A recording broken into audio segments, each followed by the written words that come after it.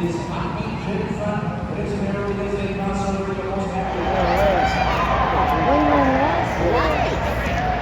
you work for Wayne. Wayne's sister, how you doing? I'm Johnny.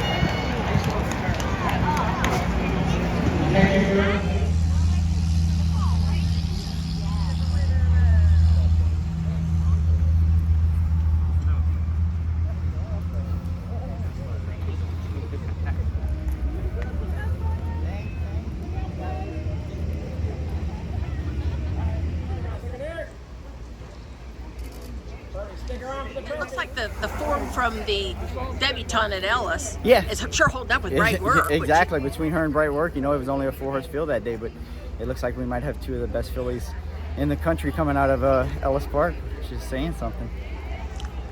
Just talk about your trip. I mean, we just, we were on the best horse, and she set us up well. We had those two horses in front of us that were kind of dueling it out, and we just kind of sat there and bided our times because our filly hadn't run in a while, but she handled it well. And she went on by him pretty easily, turning for home, and from there she just kind of coasted on in. Did you try to preserve anything, knowing what's down the road this fall? You're thinking about it coming on down the fall. So like I said, when I went by those fillies turning for home pretty easily, I kind of glanced up at the big board and seen nothing was really running at us. So from that point on, I just kind of let her stayed out of her way and let her just kind of get under the wire under her own terms. And a pretty hot pace. Yeah, they went quick. Yeah, and you have to expect that in these kind of races. First time these 2-year-olds are going a mile like that, a one-turn mile like that, they're normally going to go pretty quick.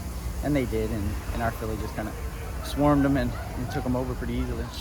She kind of reminds us a lot of that filly we had a few years ago, Restless Rider, where she's just kind of big and always forward, and kind of she's from day one, from when they first got her in here, she's always kind of done everything the right way. So she's just one of those type of fillies where it's exciting to see her just keep progressing.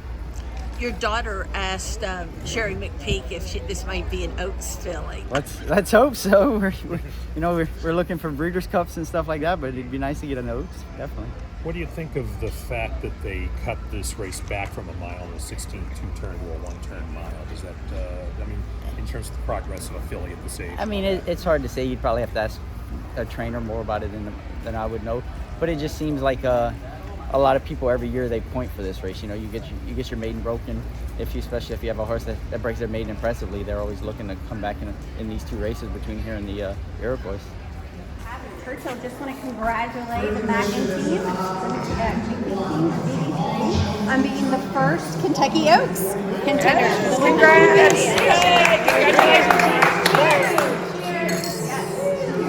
We got 230 days. Well, I'm thinking you have to be very proud of your filly, and especially after her last race, when she was nearly beaten by Brightwork, who went on to win the Grade 1 Spinaway in Saratoga. Yes. I was happy with her that day. It just, it was hard to come from behind down at Ellis this meet, so I thought she did very, very well against Brightwork. Had you all considered taking her to Saratoga for another stakes, or was No. the plan always to stay here? Well, Kenny did take her to Saratoga, and she came back on Monday, Sunday or Monday, I don't remember now. Her last breeze was last Saturday at Saratoga. So she just went up there to train. No idea of racing. We had no intention of racing. Kenny wanted to take her longer. Didn't want to do another sprint. So we wanted, at that time when we first thought of this, we were thinking that Pocahontas was a mile and 16. And just wanted her to do 2 turns from here on out. But this is close enough, I guess, flat mile out of the chute. Next, are you thinking Alcibiades. that you will get her 2 turns? Grade 1. Alcibiades and knock on wood, hopefully November 3rd at Santa Anita. She's special. I think she's could be, hopefully she's got more sense than Smile Happy, but she's got more tactical speed than Rattle and Roll. He's going to be, back of the pack for the first quarter or so. You think she's the kind of filly that could give Kenny his first Breeders' Cup win? I hope so. That'd be special, because that'll be on Friday. And although we are planning on running Rattle and Roll in the Lucas Classic and then go to Breeders' Cup, I think he's got enough points to run in the Classic. But that'd be on Saturday, so it'd be nice to get a win on Friday for Kenny's first Breeders' Cup with her. I mean, it's just really your stable's really rolling since you hooked up with Kenny. Yeah, and committed to started investing more money and the last 3 years have been good. you attribute it to Kenny and his team. I mean, I've been down at Keeneland all week with Kenny and Dominic and Ray, and I mean, they work very, very hard at the sales to get the right yearlings, and that's where it all starts.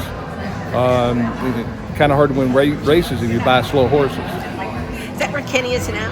He is at the sale, yes. Because he doesn't let those horses fall through the cracks. No, he knows how important it is to buy the right yearlings, and that's as much as he'd like to have been here today. That's his future is dependent on buying the right yearlings.